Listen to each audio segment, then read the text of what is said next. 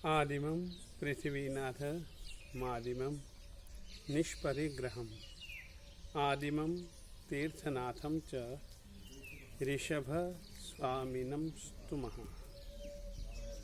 बहुत विचित्र है कर्म की लीला। कर्म किसी को छोड़ता नहीं है। कर्म से बचना हो तो एक ही उपाय है कि कर्म करो ही मत। यदि कर्म कर लिया तो फिर वह कर्म बंध गया, और यदि कर्म बंध गया तो यदि तुम उदय में आने से पहले उस कर्म का क्षय नहीं कर पाए तो निश्चित समझो वह कर्म उदय में आएगा आएगा आएगा। कुछ कर्म ऐसे भी तरीके से बंध जाते हैं जो कि बंधने के बाद आदमी चाहे उनको काटना, वो बंधन, कर्मों के बंधन आसानी से कट नहीं पाते। ऐसे जो कर्म बांधने के बाद कटे ही नहीं, ऐसे कर्मों को निकाचित कर्म कहा जाता है। आज अक्षय तृतीया का दिन, कई कारणों से आज के दिन का महत्व है, परंतु एक प्रमुख कारण है।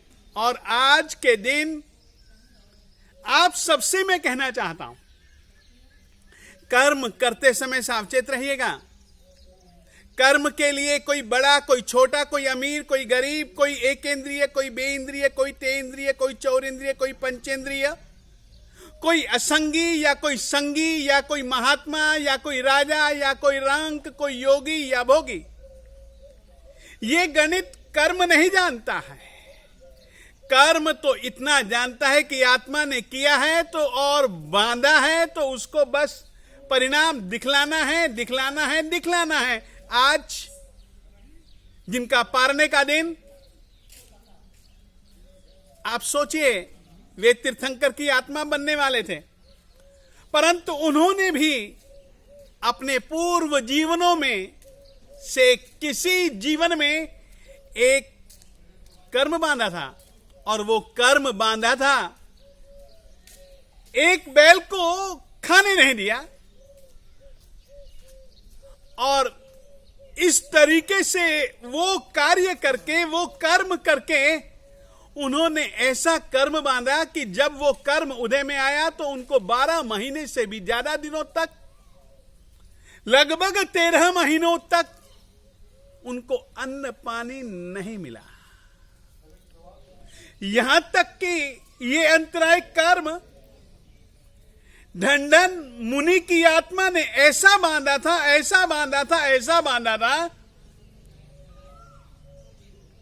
लंबी तपश्चर्या करने के बाद में भी केवल एक संकल्प कि मुझको अपनी लब्धि से यदि गोचरी मिले तो वापरनी, कई कई महीनों तक उसको गोचरी उसकी लब्धि से नसीब नहीं हुई।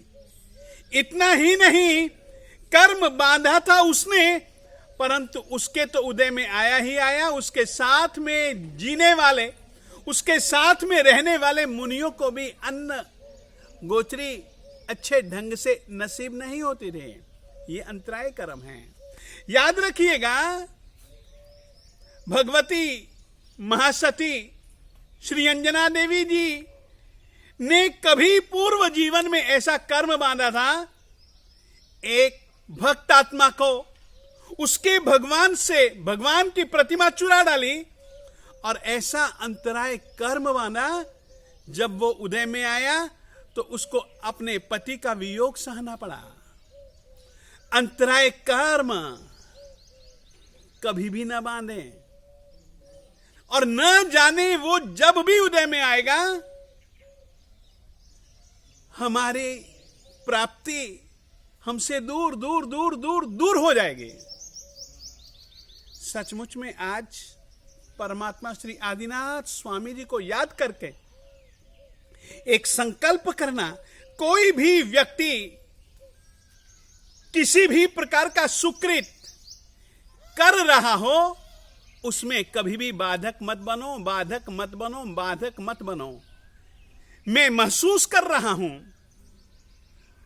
कोरोना संक्रमण के इस काल में बहुत सारे व्यक्ति ऐसे हैं जो अच्छा काम कर रहे हैं, कर सकते हैं, कर रहे हैं, अपनी शक्ति से भी ज्यादा, अपनी बुद्धि से भी ज्यादा वे काम करना चाहते हैं, परंतु ऐसे व्यक्तियों के काम में हम अंतराय खड़ा करते हैं, वे कर न सकें, इस तरीके की स्थितियां हम खड़ा करते हैं। ऐसे न जाने किसी को सुकृत कार्य करते हुए रोक करके, उसमें अंतराय पैदा करके हम अपने लिए अंतराय कर्म न बांधें। कोरोना के माध्यम से मैं तो हर एक पुण्य कार्य में, हर एक सुकृत कार्य में कभी भी अंतराय कर्म न बांधना, किसी को भी किसी भी प्रकार की गलत सलाह मत देना। यदि कोई व्यक्ति तुम्हारी बात सुन करके कोई गलत मार्ग स्वीकार कर लेता है तो वह भी एक बहुत बड़ा अंतराय है। ऐसा ही अंतराय कर्म परमात्मा श्री आदिनाथ स्वामी जी की आत्मा ने बांधा था, जो कि उदय में आया, जिसके कारण से दीक्षा लेने के बाद में उनको 13 महीने तक गोचरी के लिए घर घर जाते, परंतु किसी को भोजन देने का भाव ही पैदा नहीं होता था।